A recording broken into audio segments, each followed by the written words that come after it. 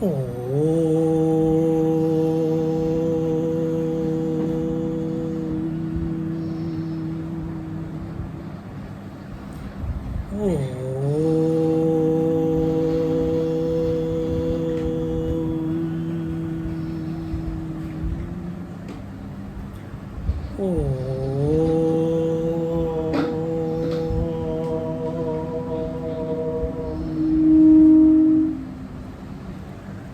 गुरुर्ब्रह्मा गुरुर्विष्णु गुरुर्देवो महेश्वरः गुरु साक्षात् परं ब्रह्म तस्मै श्री गुरवे नमः तस्मै श्री गुरवे नमः.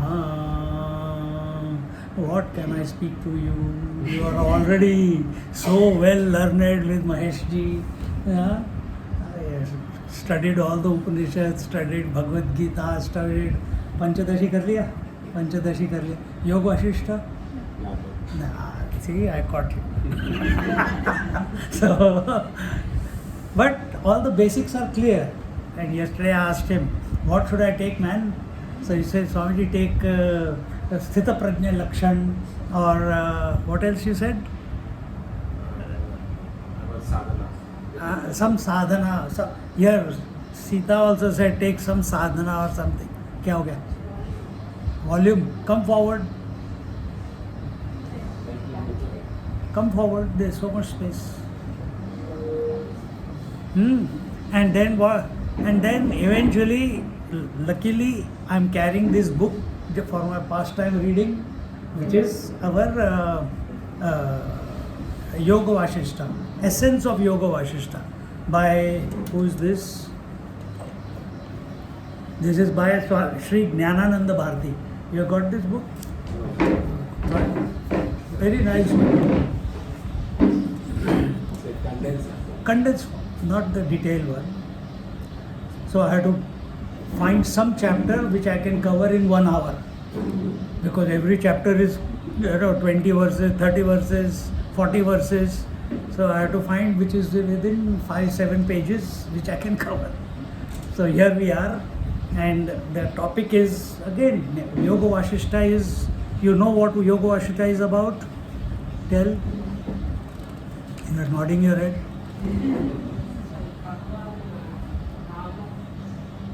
Huh?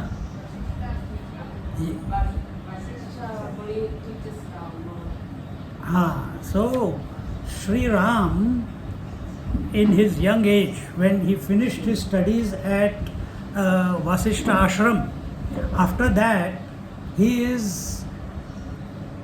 all the 4 brothers come back to the palace, and the father wants to introduce his sons to the entire Ayodhya, and he sends his sons on a introduction yatra, and in that introduction yatra all the 4 sons, they have to meet people and do acts of benevolence and all that.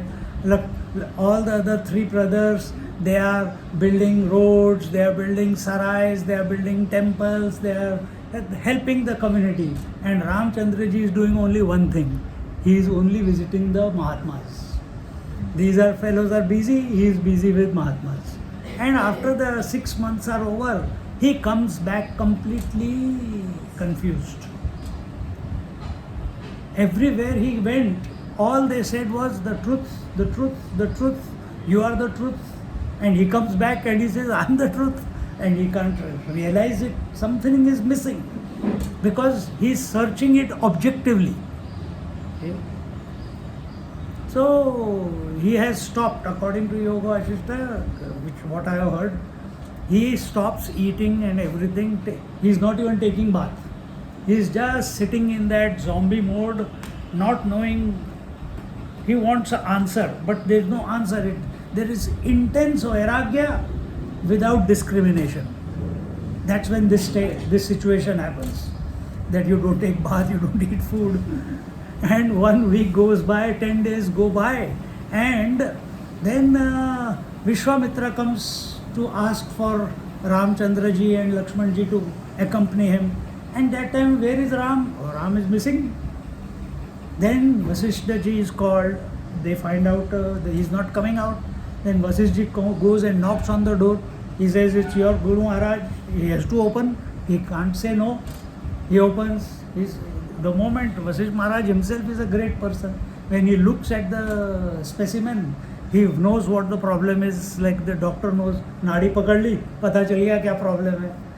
You know, when I was in the treatment, just by touching this, they can come to know if your thoughts are going fast or your breath. Just by the pulse, they can come to know anything. So by looking, Sage Vasishta came to know what the problem with this fellow is. And he says, "Okay, so what do? First take bath. Now eat nice food, because no food, no thoughts. If he speaks to a mind which is got vairagya, but without discrimination, if he says something, he is not going to understand anything. So eat food, then he is eager to ask questions. He says, now sleep, rest. After resting, he says, now ask the questions. And that question and answer is this Yoga Vasishta. It's a huge composition. But here, I think 32,000 verses or something. But here it's only an abridged version. And I was looking at which chapter, so I found the shortest chapter in this. And this chapter is called just bear with me because my eyesight is not very good. I'm not able to see everything very clearly at times. So, Dwadasha Sarga, so chapter 12, and Bali Upakhyanam. It is the story of Bali Maharaj, not Bali, Bali Maharaj. Bali was that, near the Pampa river. This is Bali. And who was Bali? He was the son of Virochan. He was the grandson of Prahlad. And he was a great person. He is going to become Indra in some coming future cycle of creation. And it is said that he is being protected by Narayana himself. So to make sure that no Indra does not come and kill him and all that. So that story you all know. So that Bali, and here the Bali Maharaj is asking the direction from his teacher. And what does he? Vasishta ji is telling the story to Ramchandra ji. Many stories have come, and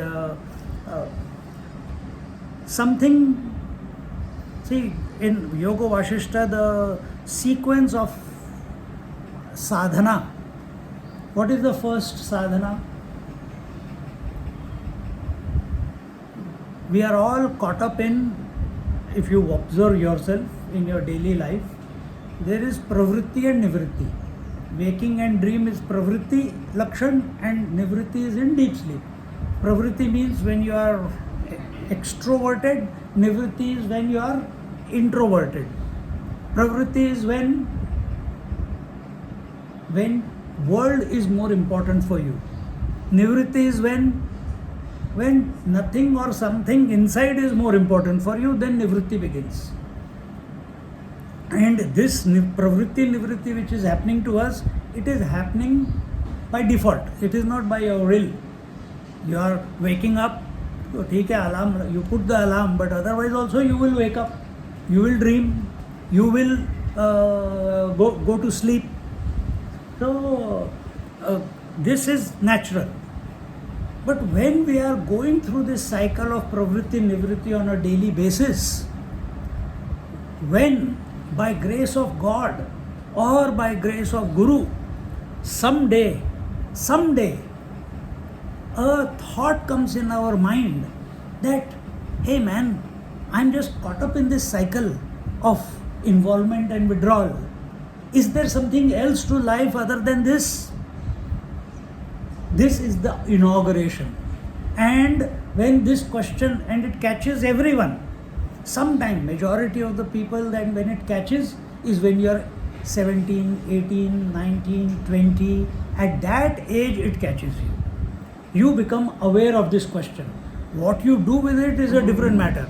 But majority of the kids at that age, They are completely open, they are looking around, everyone is slogging day in and day out. Others are getting married, others are complaining, others are taking care of their children. Continuous hard work. At that time, these kids in their late teenage or early 20s, they think, what am I? Is this what life is? And in that, these thoughts come. Is there anything more to do? And you will find majority of the kids at this age, they get into drinking, drugs, dancing, discotheque. Ramchandra ji also at 16, he also went, didn't know what was happening. Is this what life is about? And if that time we don't get a correct direction, then we are lost. I don't know about you, I got lost. But afterwards. And so that first stage, when this thought comes, that is there something more to life than just eating, drinking, partying, celebrating, festivals, going to temples and coming back, all the things, going to pilgrimages, doing the seva of your parents, cleaning the house, every spring or every Diwali you clean up the house, do namaskar for the elders. Is there more than something that is called shubhecha, an auspicious desire? What is this auspicious desire? This auspicious desire is about something which is other than what you are involved in and what you are withdrawn from. That is shubhecha. When this inaugurates in our life, there is a possibility that we will grow further. Possibility. But if that possibility is not fanned, just like a fire is not fanned by the breeze, it will not grow further. And that shubhecha then is fanned by proper thinking, vicharana, isn't it? And what is that vicharana? That you are thinking in this manner. Why the urge comes, why you start thinking about the world, I should tell the other way. For no reason in all our lives, you are not thinking about pravritti nivritti, you are not thinking about withdrawal and involvement. But someday, somehow, somewhere, the name of the Lord just catches the imagination of your mind. Or you want to go to pilgrimage. The first time I went to pilgrimage was to pilgrimage. Parents के साथ गया था, but personally, individually, I went to Haida Khan Baba. Haida Khan Baba is in Haldwani. And my boss was getting married. He says, come. And I went. And it was Haida Khan Baba who appeared only for 17 years. He is an incarnation of Mahavtar Babaji. And he told me in those 3 days, he told me, come with me to Badrinath. I said, I have not told my parents. Is it not my duty to tell the parents? And they gave me only 3 puris and little bit bhaji for a whole day, only that much food. I said, man, if I go, I won't even get to eat. I didn't have enough money. All those things that go in your mind. But inside the heart is throbbing. Man, Swamiji is telling, first time I'm meeting one Swamiji, and he's saying, come. Others are looking so enviously at me that Babaji has asked me to come with him. And I am here trying to find a way out, not to go with him. Shubhecha. So this grace comes by God's grace or Guru's grace. See, Ramchandraji did not ask for sage Vasishta to come to him. Sage Vasishta comes to him to answer his questions. See? And then once this happens, once you start on this, what is this? Is there anything beyond this life that I am living? Then you start thinking about your experiences. You start thinking about your involvements. You start thinking about the experiences that you are going through in your daily life. And if that shubhecha is correct, the inquiry will also go in the correct direction. Scriptures have not come yet. But slowly the scriptures will come into your life then. They automatically come. Just like you did not know Maheshji was going to come here and live in Parson. He came. Satsang began. Same thing with us. I never knew Anubhavananji. Did you know Anubhavananji before? No, I did not know. I did not even know what Upanishads were when I went to ashram. Our Shiva Yogananda, he asked me, we are standing in the balcony. I have come. And he says, where have you come from? I said, Australia. What have you come to study? I said, I don't know. He says, I heard that they are going to teach us Prasthanatrayi. I had never heard that name. What is Prasthanatrayi? You don't know Prasthanatrayi? I said, no. Then why have you come? He's asking me. Then why have you come? I said, because Swamiji told me to come, I have come. Story over. No other question. Oh, so he said, then he's saying, I heard that they teach Gita and they teach Brahma Sutra. These two words I had heard. But Upanishads I had never heard. What is Upanishad? I don't know. It does not matter. When you have faith, when the teacher comes into your life or divine comes into your life, it does not matter. Answers come, teachers come, scriptures come, understanding comes. And this Vicharana is the next one. And then what is after Vicharana? Tanu Manasa. Tanu Manasa is, as you start contemplating on these things, your number of thoughts in the mind, they start reducing. More the thoughts, more the confusion. Less the thoughts, less the confusion. This is the story of Bali Maharaj. And he asks here, Vasishta is telling the story. He says, Chintane naidhate chinta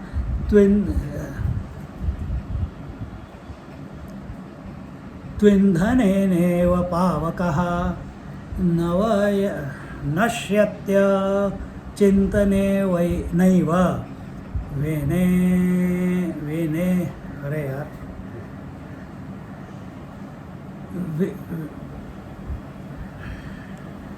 Venendhana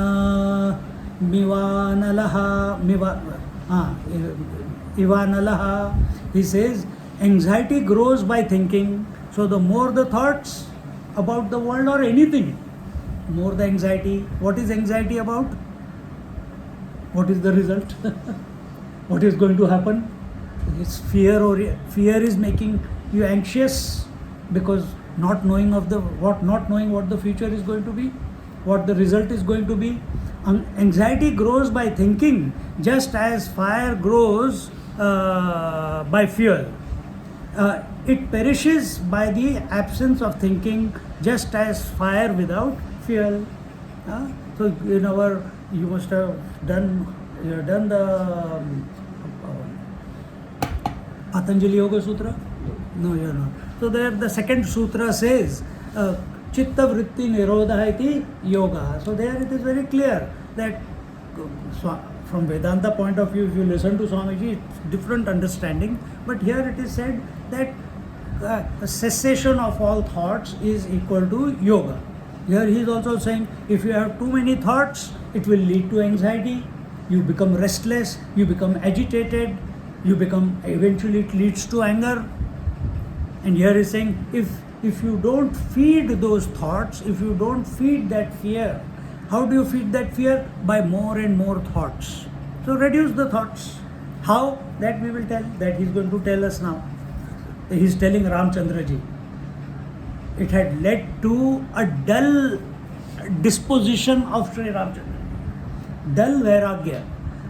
Indiscriminate vairagya. It has led him into a void. But that is not what we want for ourselves.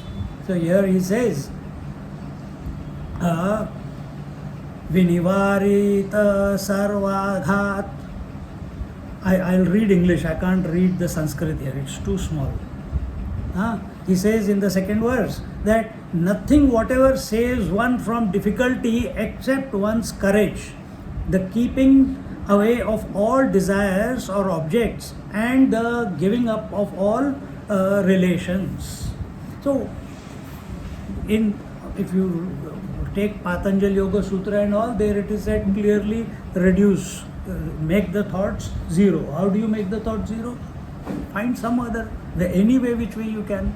But from Vedanta point of view, what is making the thought zero equal to? That you come to a disposition where we are not affected, influenced by any thoughts coming or going. That is the disposition that we are looking for. So here he says that nothing, whatever saves one from you. So for that, what is required? Here Vasishta Maharaj is saying that one requires courage. It is not for the faint-hearted. We find someone, we all, whenever we see any Swami, we also used to do, now no more. And what is that? Swamiji, please tell us some sadhana. Sadhana, why you are asking for sadhana? Don't you know? After all this studying, don't we know? Have we not matured? Has it not grasped our heart yet that we still want to know what sadhana is? What sadhana we need to do? Answer cannot come from outside. Answer cannot come from outside. Yoga Vasishta also, the satsang is happening with you. He's asked, Ramchandraji is asking questions, Sage Vasishta is answering the questions of Sri Ram.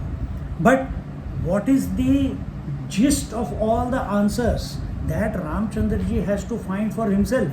That cannot be spoon-fed. So any Mahatma will say, Swamiji, so you meet someone, tell me what the sadhana is, he will tell something. Another one, he will tell one. The third one, another. You are going to get confused. Instead, you study the scriptures. You are doing that, all of you, isn't it? We also did that. Our teacher never answered what sadhana you have to do. He left us in this jungle. We have to find our way. We have to find. Why did we get to the ashram? Because that Shubhecha was there. An intense desire to know that is there some other way of living other than this just involvement and withdrawal.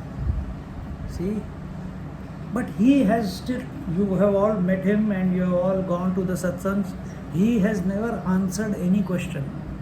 We have to find our own answers.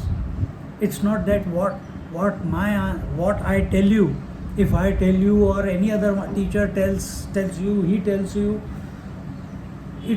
that is directly proportional to your availability to the teacher.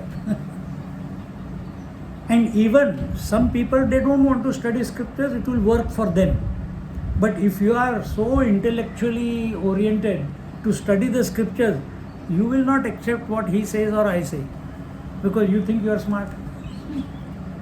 That's why I asked you, you have studied the scriptures, Bhagavad Gita, yes. Upanishads, yes. Panchadashi, yes. So already full.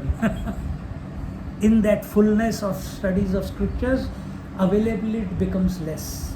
So we must, just like a bird can fly with two wings alone, on one hand you study the scriptures, on the other hand you surrender. You have faith in God, in Guru. Somewhere, at some altar, you must become empty completely. Otherwise, this ego, this arrogance that I have studied the scriptures, it will destroy you afterwards. So here, Bali Maharaj, Sage Vasishta is telling that one must have courage. When you came to the ashram, when I went to the ashram, for you, this is the ashram. You can think how we must have, just imagine, they are married. I'm not married. I was not married when I went. But what would we have gone through to leave everything and go to the ashram? Totally in abandonment, not worried about how we are going to survive. What would be that frame of mind?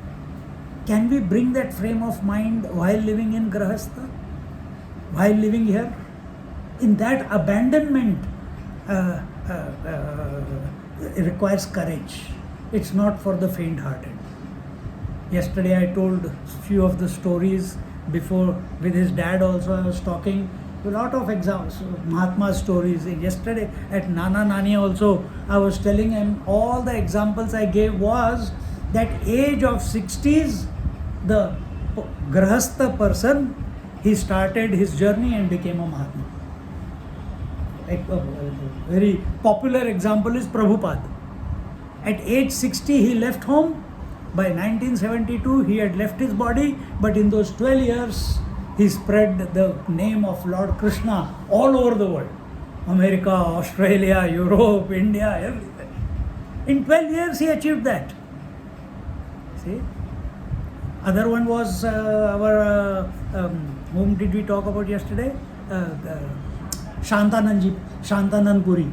He also almost he was reaching 60 that time. He left 58, I think he left dropped everything, or it happened naturally to him. He started taking classes. See, and we are saying, oh, up to we have lived our life, we are already old. How are you? 50, 55. Any given moment when this divine grace falls upon us, that we are thinking outside the box of what is there apart from all this that I am doing, this default setting that I have caught myself in, understand that is your first day. That is your first day. Now it requires courage to take it forward. No, I don't know, I didn't. No, it requires courage, and that's what here Sage Vasishta is saying. And he says, and what is the courage here? The courage to keep away from your desires, to keep away from the world, and to keep away from the loved ones, relations. Meaning, it does not mean that you run away from them. No, you, while living with them, you are detached inside without them letting know that you are detached. It's a knack which you have to develop, and it will get developed if you work towards it. You will work towards it if you have courage.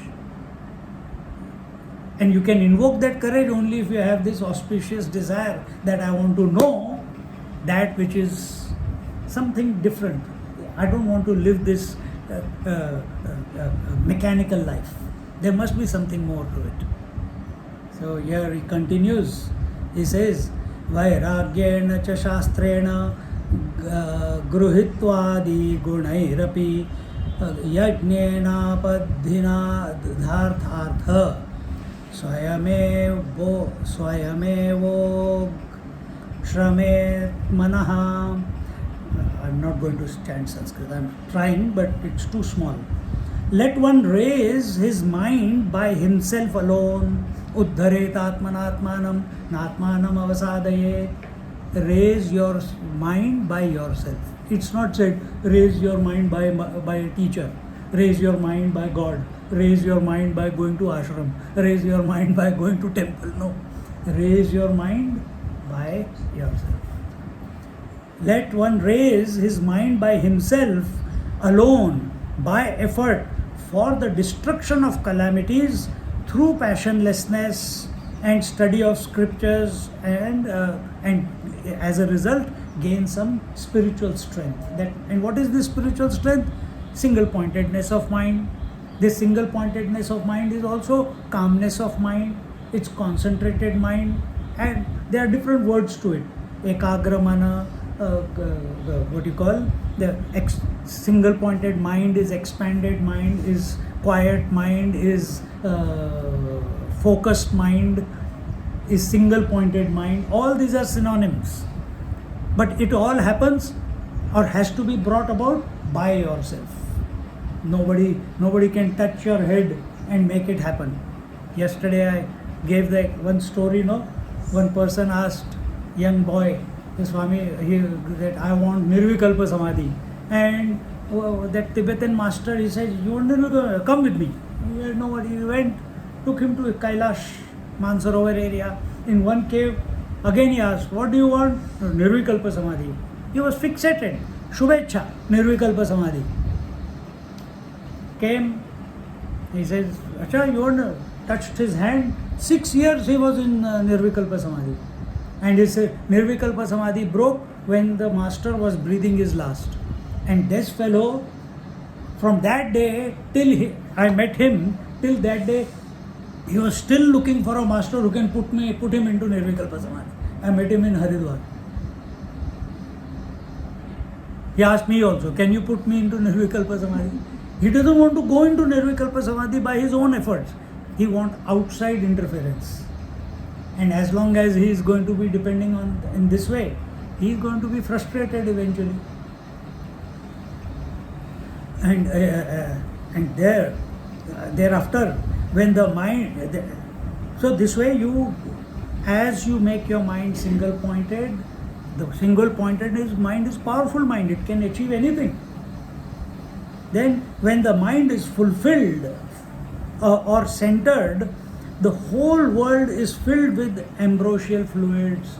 You feel as the mind becomes single pointed. I don't know if you do your japa or you're watching your pranayam. These are very simple ways of making your mind single pointed. If mind is not single pointed on just reading the scriptures and at that time it doesn't go on the self, then try these two.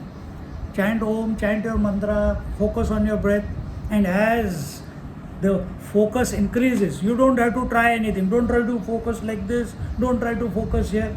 Automatically, if you are chanting the mantra, your attention will go to some third eye or this Vishuddhi chakra or the heart. And as the focus keeps becoming intense, your spine becomes straight and unexplained joy starts reverberating in your body initially. Body meaning mind, actually mind. Uncaused. You are just doing this and suddenly a shiver will go through, suddenly a few shivers will go through, and with every shiver you are no longer dull. You are excited about living. You are excited about, you are joyful for joyful for no reason. This you start experiencing. And you try to find a cause. What is making me happy? There is nothing. You will cry also for no reason. You will be happy also for no reason. Because something is melting inside. In that focused mind, something is melting inside. And that melting away, what is that? All your desires, all your subconscious impressions. You don't have to worry what is that which has got melted. You keep focusing on the divine, name or breath, and it starts melting. And higher and higher levels of bliss are experienced. And that then percolates out of your senses, and you start looking around. Everyone looks blissful. You can't see anywhere misery. Then you look at a body, various bodies, but your attention goes to the life that is expressing through the world. You are looking at the world, but your attention is what is making the world go around on that higher principle. All this is uncaused. You have not tried anything. All you are doing is making your mind focused and studying scriptures on the side. And in this way, this is being taught to Bali Maharaj. Who is Bali? Asur. Who are Asuras? Who are Asuras? Who are? Tell loudly. Huh? Body conscious. Who are we? We are also body conscious, isn't it? We are also in the same category. That's why Bali ki story.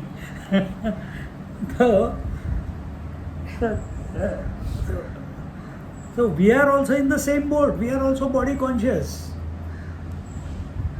He gave up his body only when Vaman Avatar, he said, what else is there for you to give?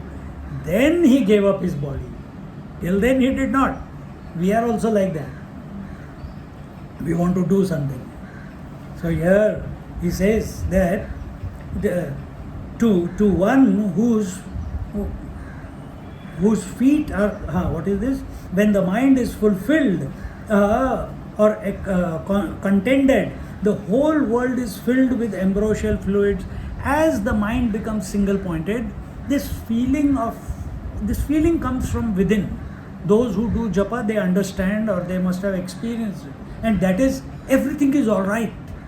Everything is, your attention goes to that principle who is running, who is the creator, who is the maintainer, who is the destroyer. You're seeing these three, but your attention is on the higher one, because of whom all this is happening.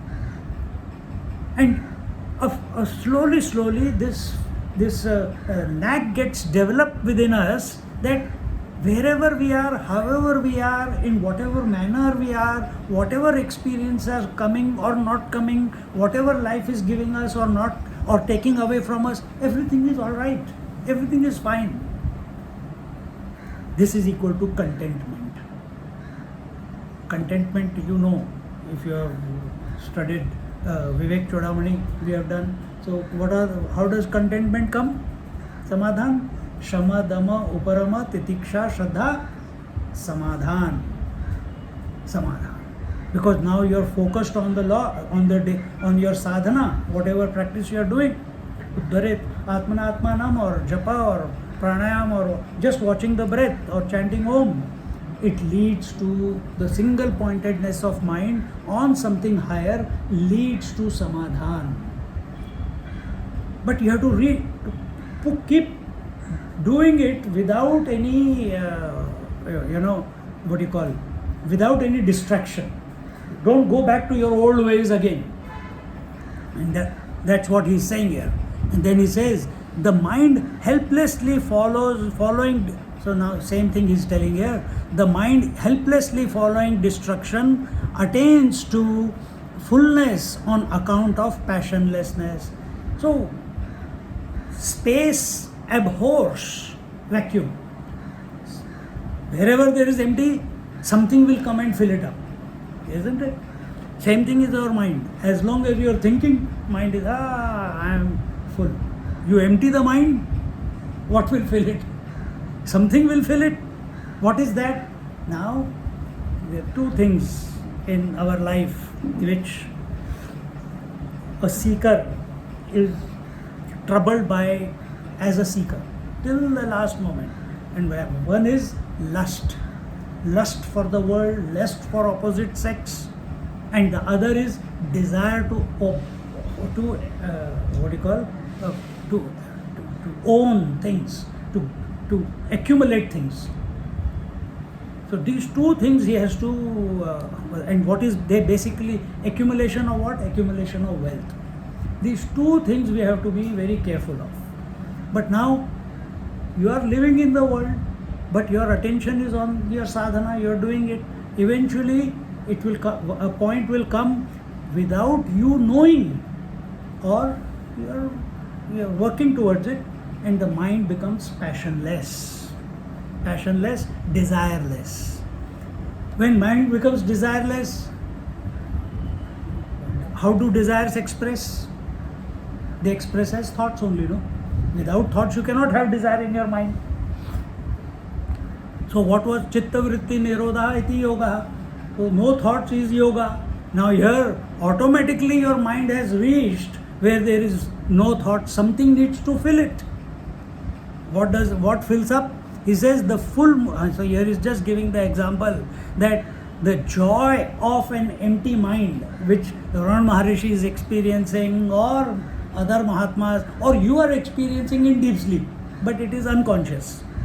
It is far, far, far more than looking at the full moon, or example is taking, than looking at the face of Mother Lakshmi. It's more blissful than that. Then he continues that otherwise, like now he comes to the story of Bali.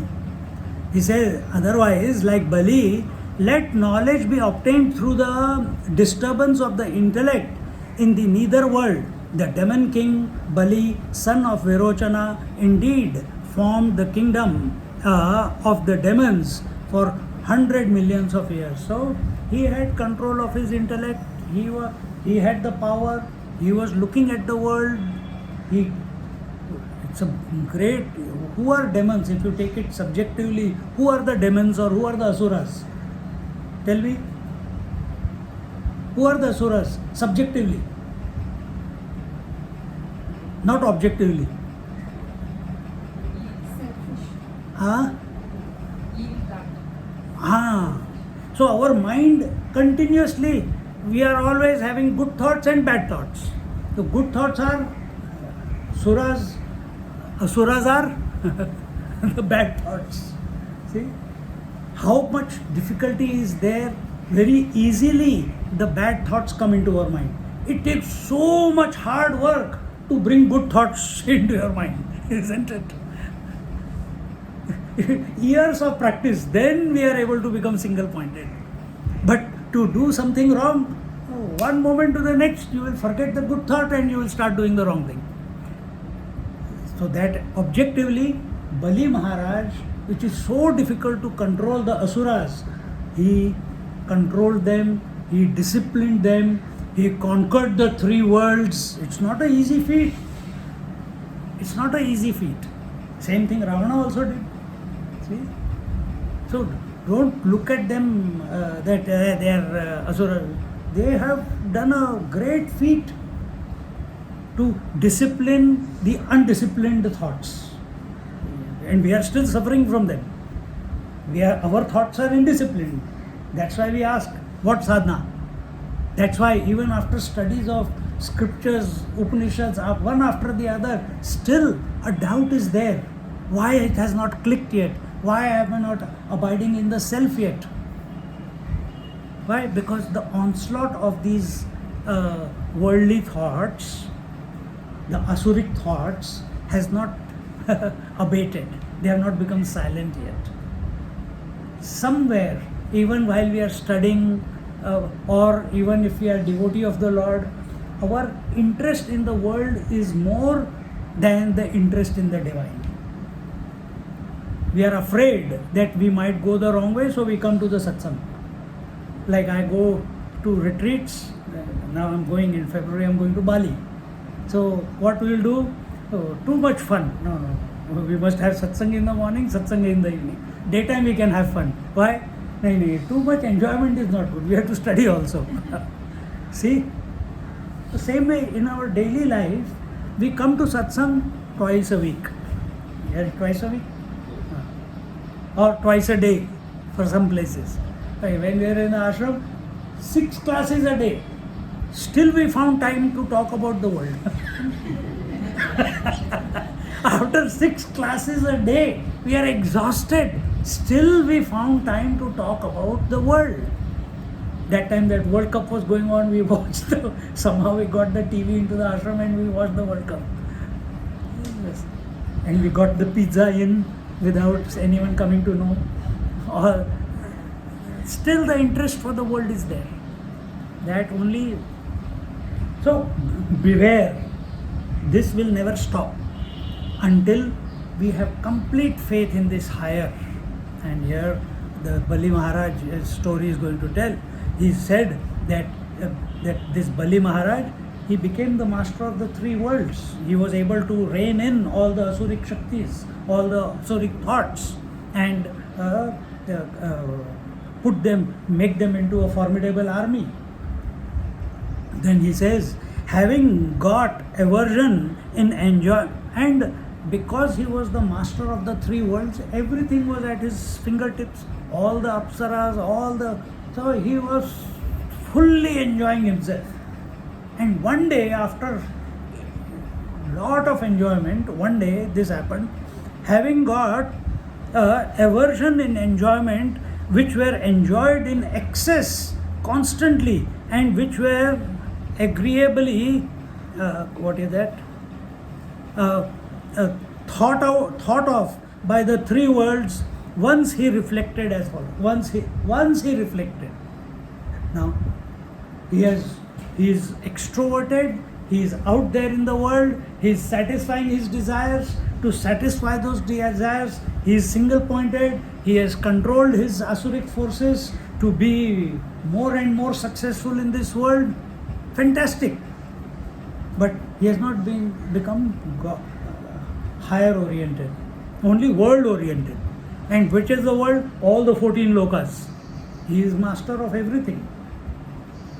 Not the three worlds, Bhurvasva. So here, first time Shubhecha comes to him. The first step in spiritual sadhana, if we want to use the word. Because he's exhausted himself in enjoyment. If you see nowadays, you heard in the today's kids, minimalism is going on. They want to live with minimum. Parents have made the money, they don't want the money. You go into their house, there's only 3 shirts, 3 pants, minimum clothes, minimum utensils, minimum food. They don't want to collect things. Why? They have seen parents have collected too much and they are only spending money maintaining it. If you go to Japan, there this is at its height. Small rooms, or you just get a room, nothing. They own very minimum things to carry from one place to the other. Minimalism. Why? Because they have seen everything. So here, our Bali Maharaj has also seen everything, experienced everything. He lusted for the world, he gained that world, he enjoyed it fully, without any feeling that I am doing wrong. This is important. If you keep feeling that it is wrong, then Shubhecha may come, may not come. But enjoy. Completely exhausted. When he exhausted, Shubhecha came. What happened? He says, what possibly happens by enjoyments? He's thinking, Bali Maharaj. What is this that is called pleasant? What is this pleasure that I am getting, because of which I am happy? Again and again, a woman is embraced and enjoyed, doing this repeatedly. Why is a wise man not ashamed of this action which is continuously performed, though it has done its work? This is the thought.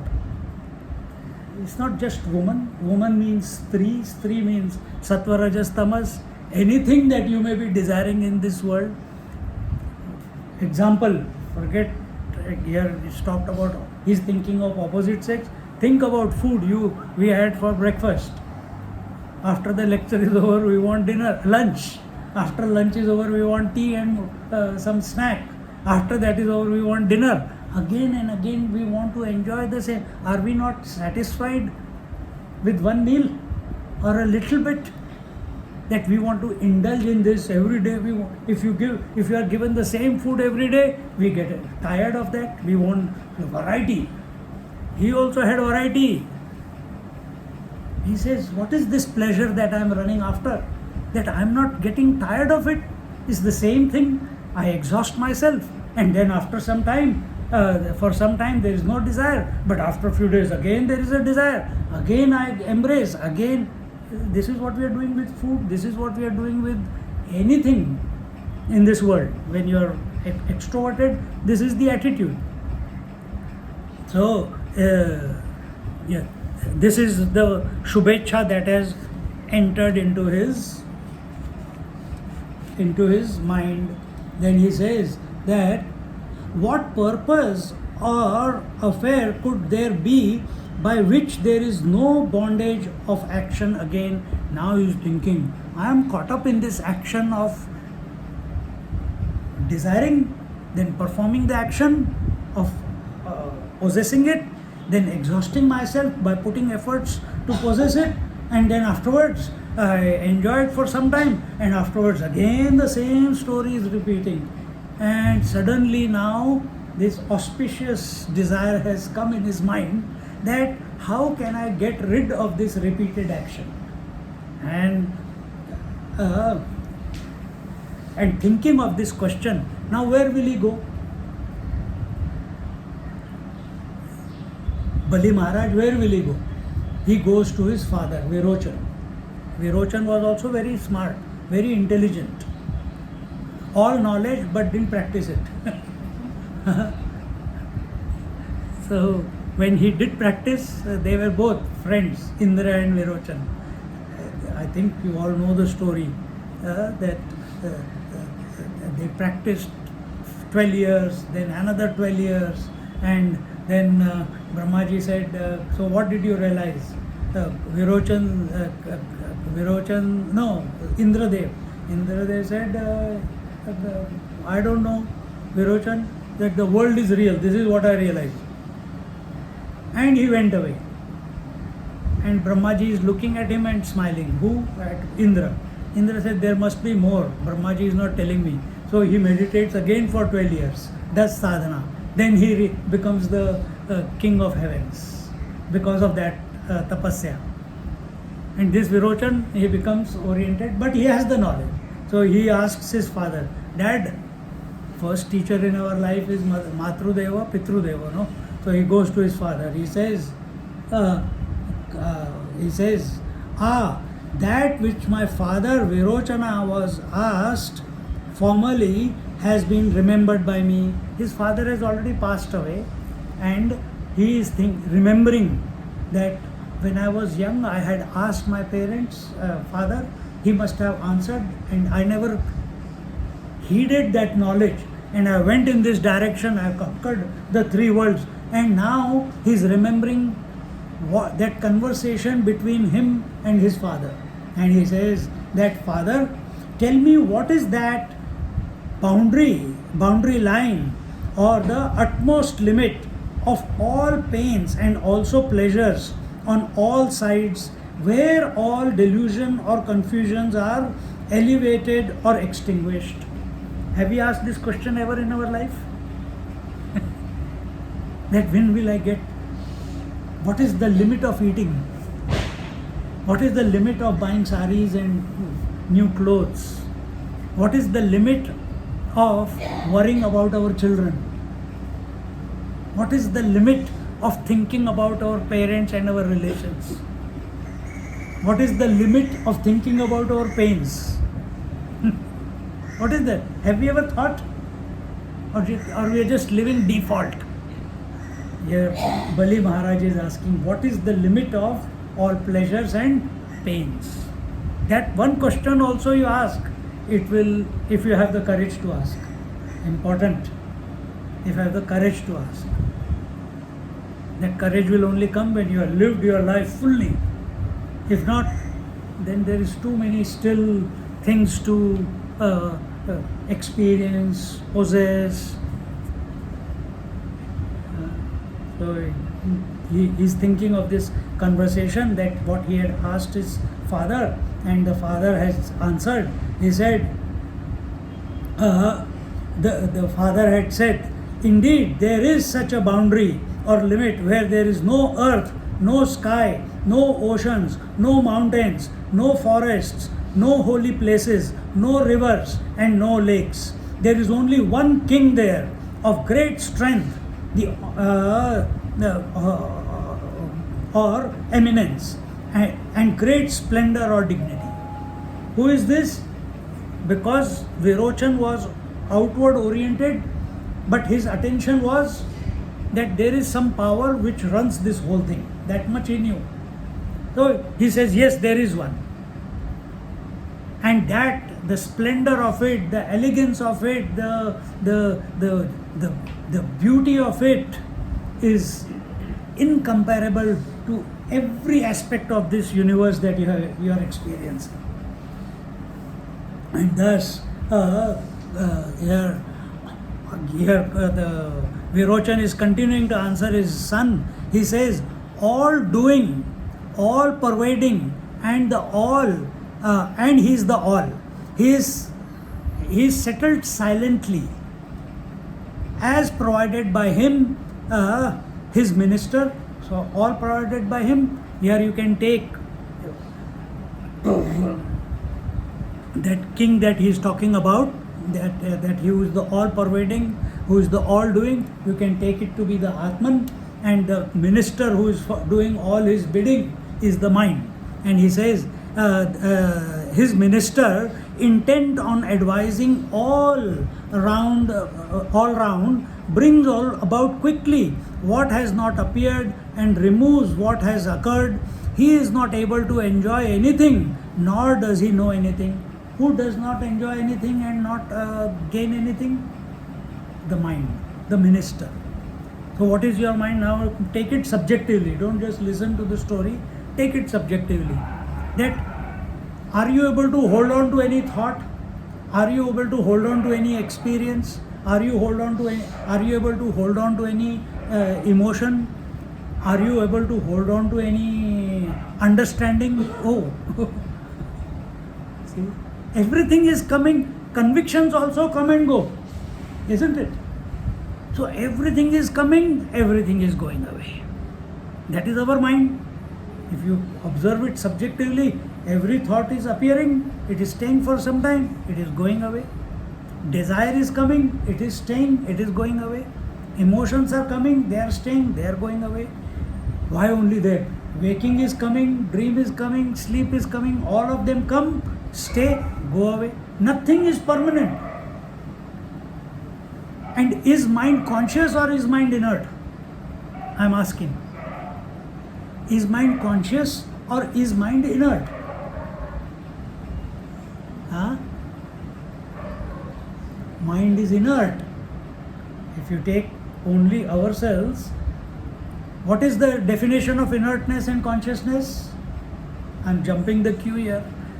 But what is the definition of consciousness and inertness? Everything that comes and goes is inert. That which never comes and goes is consciousness, that is Atman. So does mind come and go?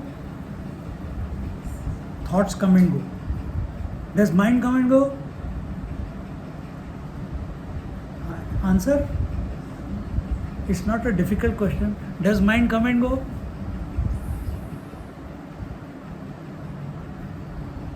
Do you have a mind in deep sleep? Do you have is it the same mind in the waking which is functioning in the dream? Yes and no. Is it the same mind in the waking which is in the dream? These are questions to be thought about. We have never thought, चलो उठो क्या coffee चाहिए, coffee के बिना toilet नहीं होता.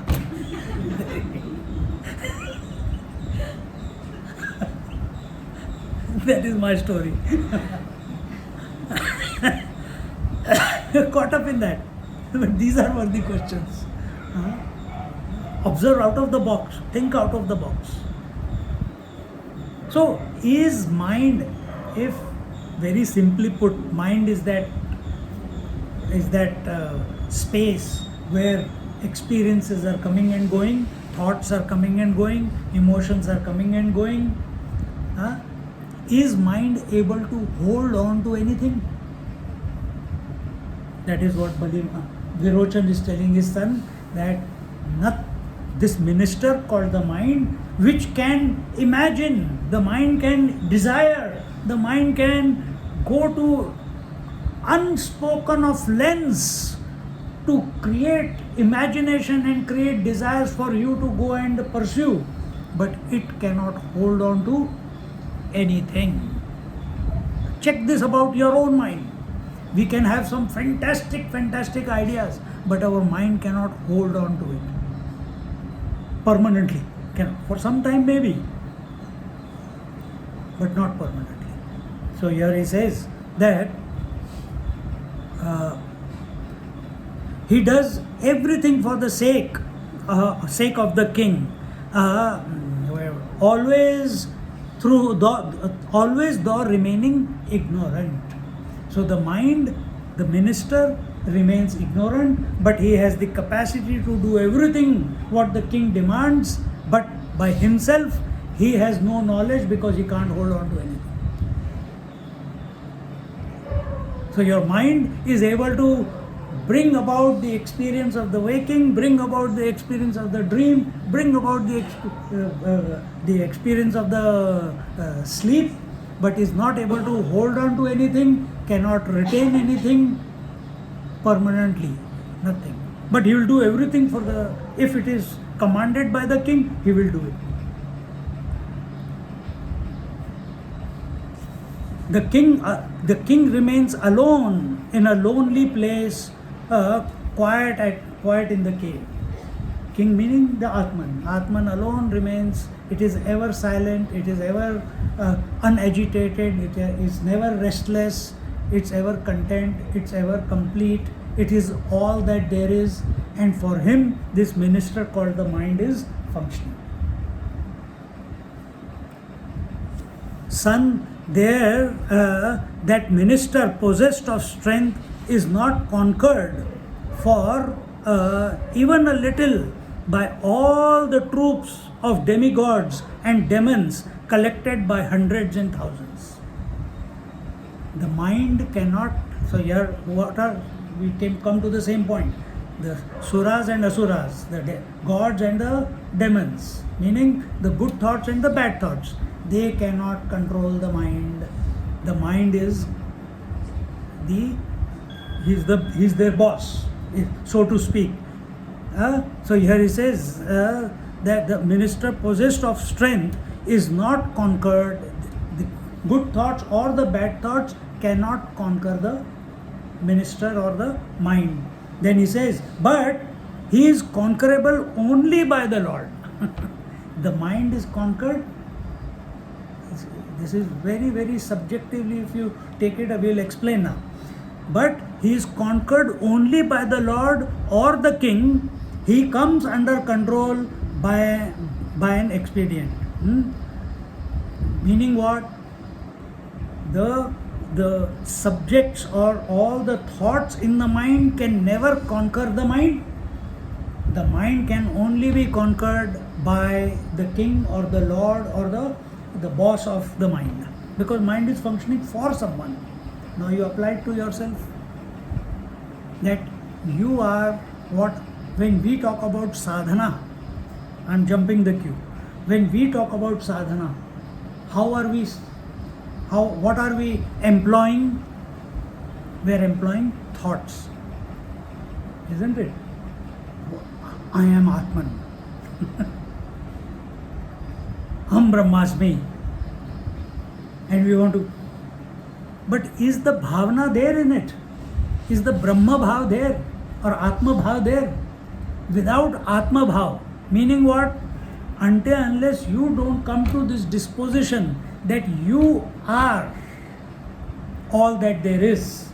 It is for you that the mind is functioning. It is for you that the senses are functioning. It is for you that the karmendriyas and jnanendriyas and the various pranas, they are all functioning for you. But how do we believe? How do we feel? We feel we are all this and we have to achieve Atman. We have to realize Atman. But what is he saying? We are not even covered 1/3 of the story. Straight away the point. Only the king can control the mind. Only the king can conquer the mind. Only the king can make the mind do or not do. So it is only in the presence of the king that the mind is becoming gross or subtle or causal.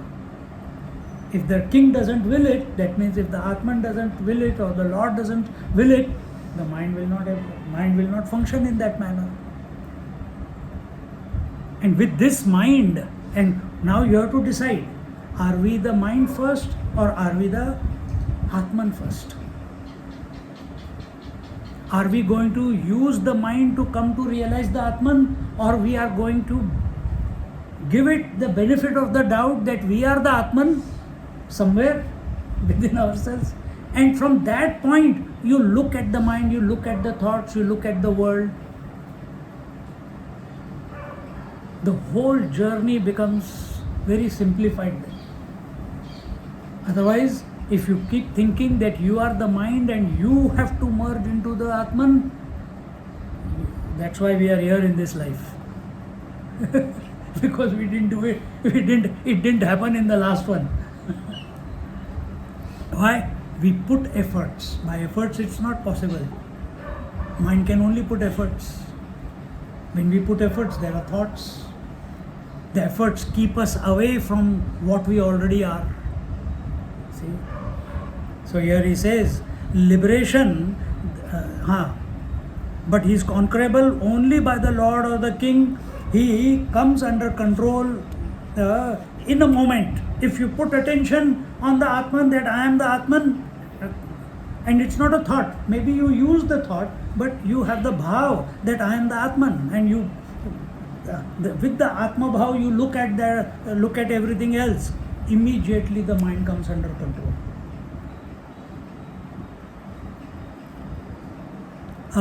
Liberation, the destroyer of all pain, has been declared to you by the name country. Here is now telling who is the king, who is the minister, and who is the what is the word. He says the country is the liberation, the destroyer of all pain has been declared by you by the name country, by me. The king is the divine self, the wise minister is the mind.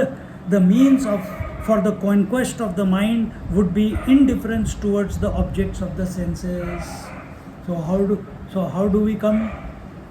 How do we make a U-turn of this mind?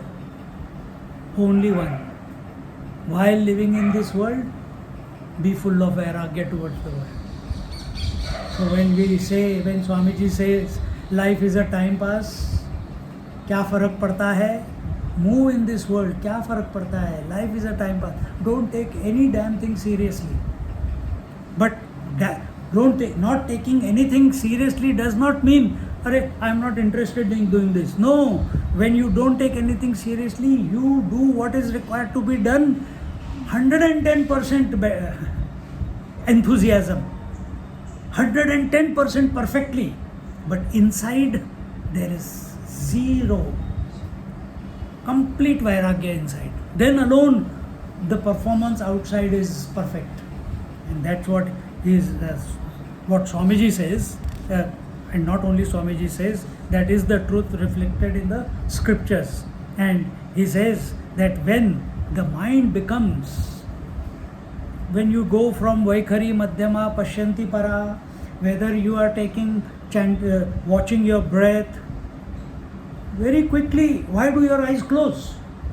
Because in that particular sadhana, in that particular practice, automatically the outside world loses importance in your mind and you become introverted without thinking also.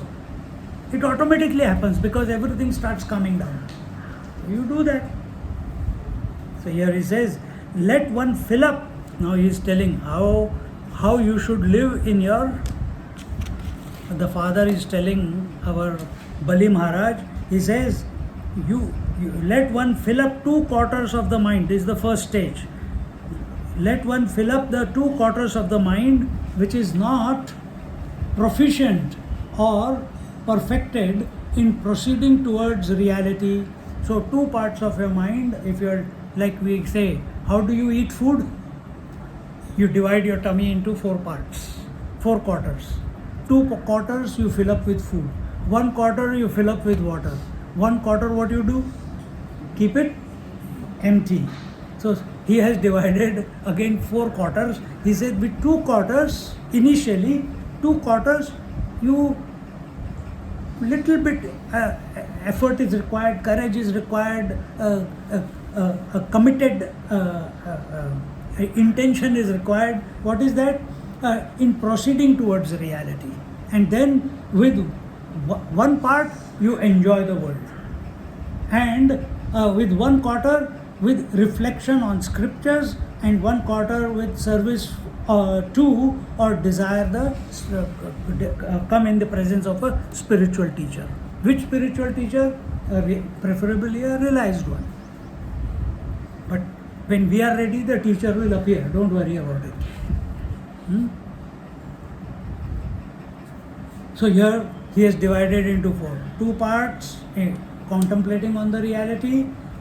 1 part, enjoying the enjoyments and study of the scriptures, and 1 part serving the teacher, and not only, if you understand what a teacher is, as our Swamiji, you have heard our Swamiji, everything in this world is our teacher, so you serve. whoever comes in your life, apart from whoever you learn in this manner, let him fill up, now the second stage, let him fill up 1/4 of the mind which is endowed with a little proficiency in proceeding towards reality. Before, half the mind was required to proceed towards reality. Now 1/4 of the mind. Then reality, while you are living in this world, 2/4 with service of the spiritual teacher, and 1/4 with reflection on the meaning. Now you are coming to reflection. First there was no reflection, only seva. Seva. What does seva do to us? Huh? Purification. When you are purified, the second stage has come. Now you are inquiring, you are reflecting on what has been told. And then in the next he says, by discernment, by discrimination, together with reflection, let him intensely collect the perceptions or awareness of the self, and also the renunciation of desires always. So once we have come to the second stage, where we are reflecting again and again, 1/4 of the mind, 1/4 of the mind is contemplating on the Brahma Bhav or the Atma Bhav, and 2/4 of the mind is serving the teacher, serving the Guru Maharaj. See, so still purification is still going on, but now before, instead of living in the world, now you are in a safe environment of yourself, where majority of the mind is into purification, one part of the mind is thinking about the truth, and why am I not realizing it? Reflection is going on whatever the teacher has taught us. And in this way, this whole cycle is just going deeper and deeper, becoming more and more intense.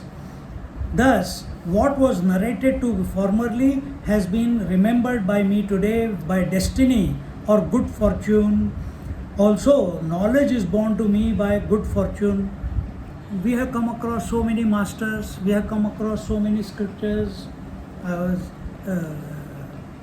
just now I met Haida Khan Baba the first Mahatma came into my life was Haida Khan Baba. Initially, I used to think, missed opportunity. He called me to go with him to Badrinath, missed. See? But now, when we meet, what do we talk about? Our days in ashram. See? Fondly, not out of frustration. So here, and when we are taking, you will second that when we are taking satsang, whichever text, many things that we have heard that time suddenly click. Many things we have heard, even though I have never met Chenmananji, whatever I have heard of him, his pravachan and all, that time you don't hear everything in a pravachan 100%. But somewhere it has gone in, and suddenly it comes to the forefront when you are doing the satsang. And yaar, this is what it meant. This is how it connects to this. This is what is happening to him. He heard from his father told him the truth.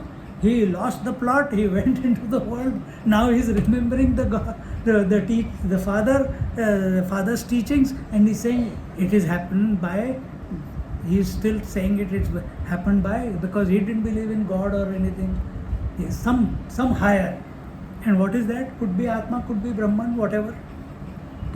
We think we are more intelligent. So he says it has come by good fortune. It is not because we willed, therefore we thought.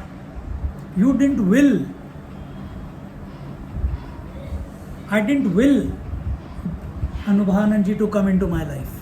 I didn't even know who he is. I just know that there is that the teacher has to come into our life. I didn't will the scriptures to be studying the scriptures. Some boys told me, go and study scriptures. 3 months later, I was in the ashram. 3 months later. And it was like, like you have a beacon, some birds are there, some animals are there, they have these special sounds.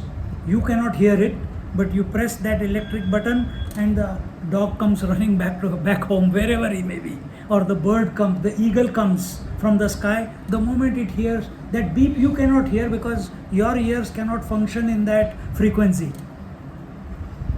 Similar is this, that some inner frequencies, as a result of your sadhana, a result of your contemplation, some sound came. Go and study scriptures, and everything starts falling in place. Is it my will? Did I will that sound to come? Did Kamsa will? Who will that I want to be killed by my sister's eighth son? Did he will that? No. Exactly the same way. So he is saying that by good fortune I enter into the possession of the pure joy of tranquility, tranquility cool like nectar. Meaning, and he didn't have to do sadhana. He is so focused, he is so single pointed, he knows that when he commits to something, immediately the result is coming. That's how he has conquered the whole world. Now, instead of the world, he is remembering these thoughts, and he says that the mind is controlled by the king, which is the Atman or the Lord. Immediately it happens to him. It doesn't have to waste time. No, how can it be possible? I can't understand this. I think I have to do some sadhana. No, immediate. And the question that comes to him, that the conviction is clear, and then he says, then who am I really? What could be this self? Thus shall I ask Shukra, the son of Bhrigu and the seer of the self. From such contemplations, he worshipped Shukra, who had come there by saluting his feet and the like. So first he remembered, Ramchandraji remembered that there is, in this life there is nirasta, therefore he was completely disinterested in the world. Then sage Vasishta came to guide him. That is how the story is going. Sage Vasishta is telling him the story of Bali Maharaj, who has had the knowledge, but he forgot it, went out into the world. When he has enjoyed his world fully,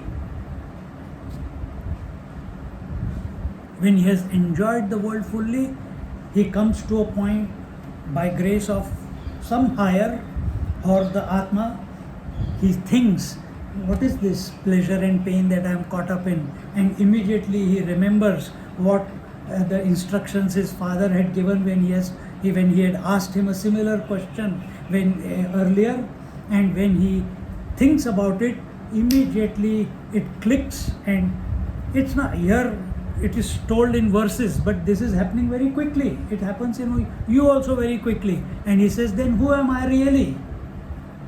And as a result, what could be this self? Thus, now, what is this self? What is this? Who is this king that my father was talking about, which I disregarded at that time? I want to know. At that time, he finds the Shukracharya, the Asura Guru. He is there because what was the quality of Shukracharya? If you think of him, he used to be available. He comes, he falls at his feet, asks him the question, who am I? And here he says, very simple he says, because Asur Vritti, then the king of the demon, Bali, asked the teacher Shukracharya, who was sitting there, teacher, who am I and what are these words? Lord, please tell me this. Shukrovacha bhavanatra vimuktena kimuktena saram sankshepata shrunu chitvam chidahamete cha loka chidati Chid iti sangraha. What is the use of telling much about this matter? Shukracharya is telling, I am going to tell you in concise form. There is no point spending too much words talking about the self. He says what? Here the essence briefly. You are the pure intelligence or consciousness. I am pure consciousness. Meaning, you Tattvamasi is telling that you are the pure consciousness. These worlds are also pure consciousness. So nothing that you are seeing, hearing, touching, feeling, tasting, ideating, imagining, it is also pure consciousness. And third, these worlds are also pure consciousness. So three things. That you are the pure intelligence or consciousness. Because I, the self, is the pure consciousness, and these three worlds are also the pure consciousness. So everything is pure consciousness. He tells in one line. Then, taking hold of such conviction, he is telling us through Bali Maharaj, taking hold of such conviction, perceive the self or being consciousness by the self for the inner instrument of perception in your own person with a clear intellect. So hold this conviction that I am pure consciousness, this world is pure consciousness, the mind is also pure consciousness, meaning intelligence is pure consciousness. Everything is pure consciousness. Until and unless we don't accept this, we are only going up to Sankhya. I am consciousness, world is inert. This is Sankhya. What is Vedanta? One in all and all in one. One in all and all in one. This is the Vedanta Drishti. This is our Drishti. This is what we are waiting to realize, or we are in essence. And in this way, he says that become convinced of this thought, and with a clear intellect, you will attain to the eternal in an instant. In an instant. Who is giving lecture to whom? Telling this knowledge to whom? To Bali Maharaj, who was extroverted, who became introverted, who started thinking just one thought.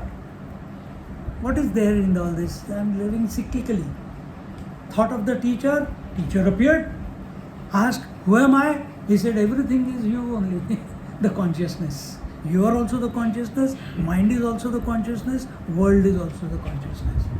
If you think it from a devotee's point of view, is anything outside God? I am asking. Everything is God. So Suras are also God and Asuras are also nothing but Ishvara alone. Ishvara alone is expressing as the consciousness, as the matter, as the opposites. Everything is that one divine alone from devotee's point of view. And in this way, when Shukracharya departed, having thus given him the instructions, Bali sat in meditation with the conception that everything is indeed pure consciousness, only with the multitude of comprehending thoughts subdued and calmed. All the doubts are coming, other thoughts are coming about the world, but he is only thinking one thought. What is that? Everything is consciousness. What do? We give value to the thoughts that are coming. We don't give value to the thought that scripture is telling us.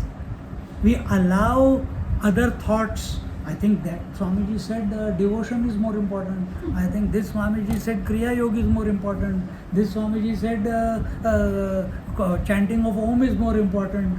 This life is a time pass more important.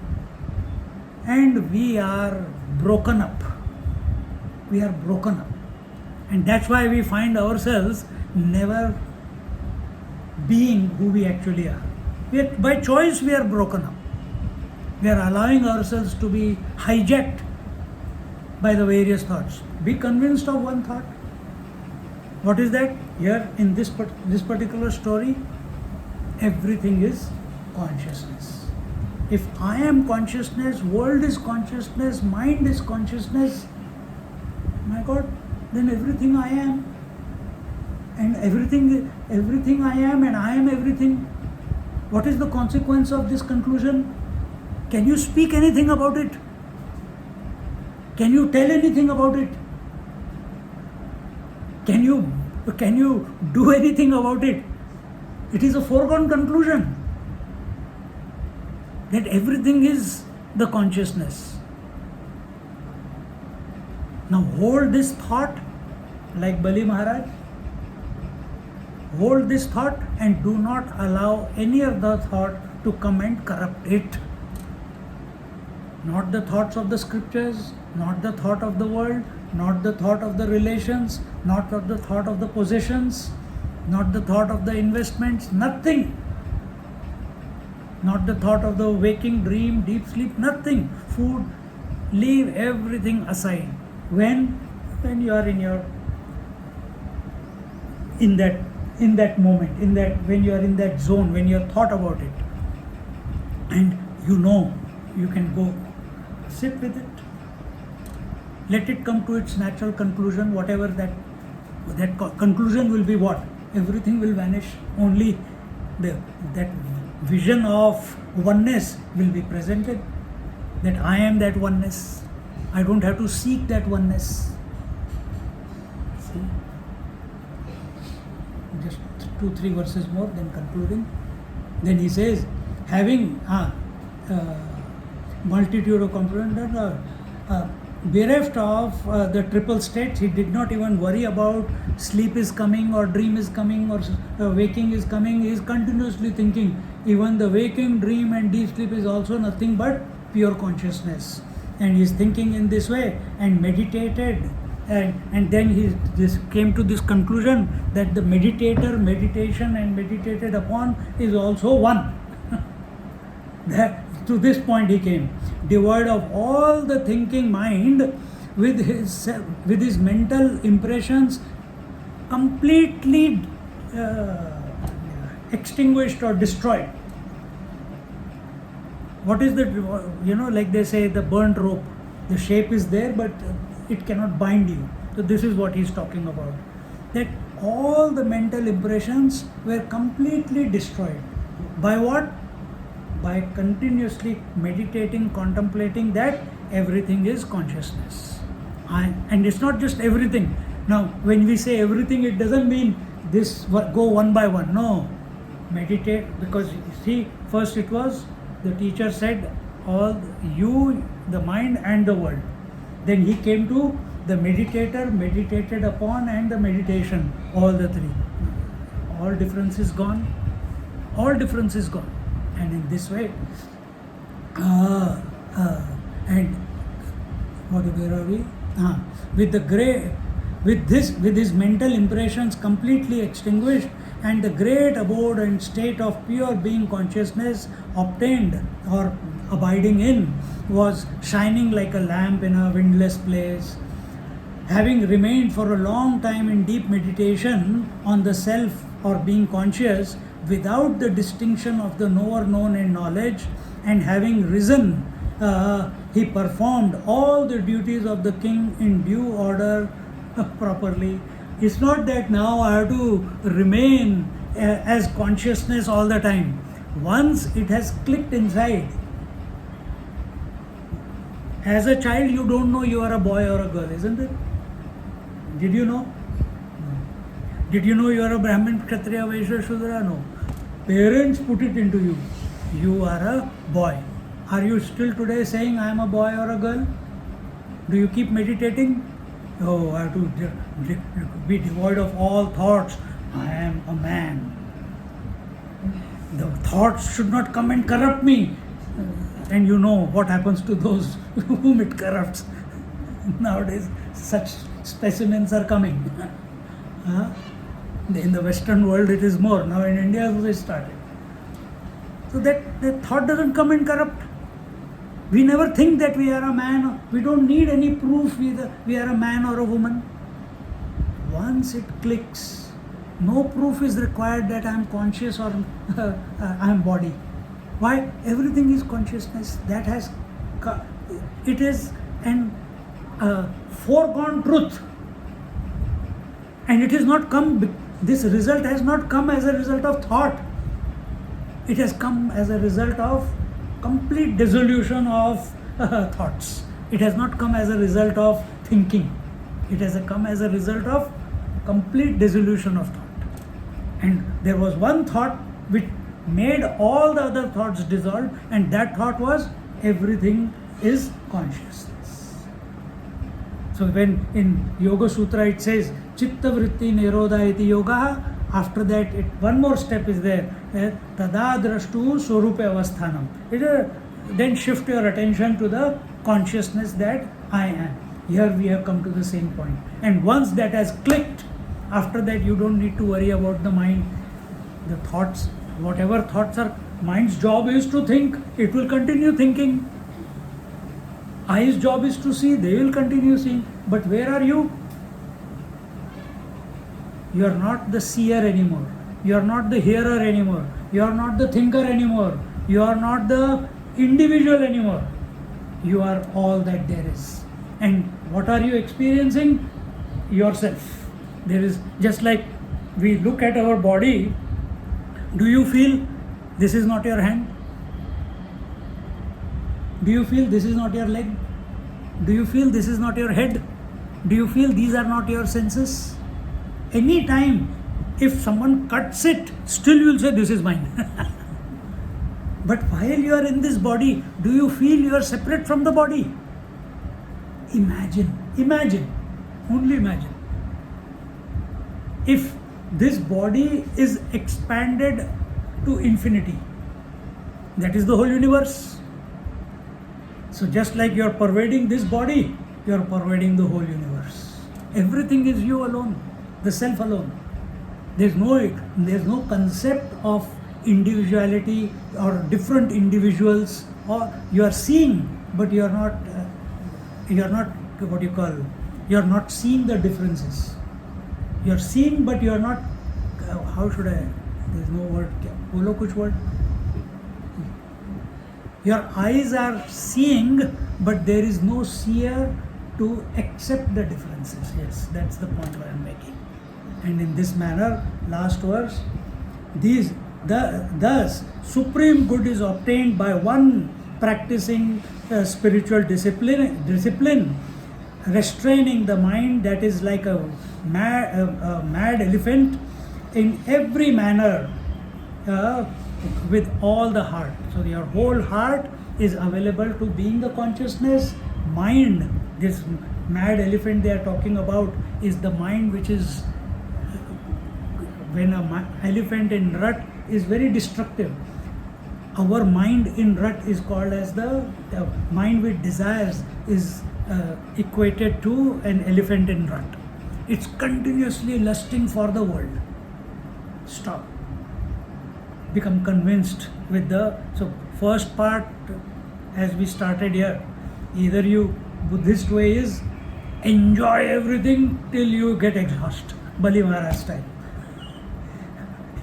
Either you exhaust everything and then come, acha abhi ho gaya sab kuch, abhi kya hai next, one day it will click. But you are studying scriptures, you will never come to that point.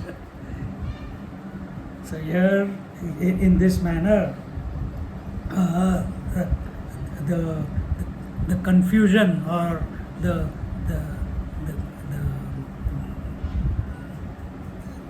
Bali Maharaj, who was extroverted, who became introverted not by his will, who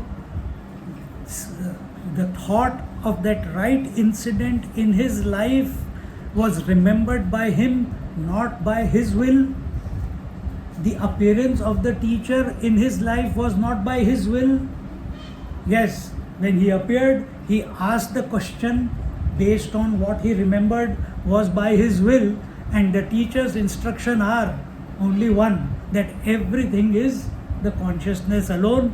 And the teacher said that and went away. And Bali Maharaj said, hey, he didn't behave like Parshuram Maharaj, who needed to do a bit more sadhana.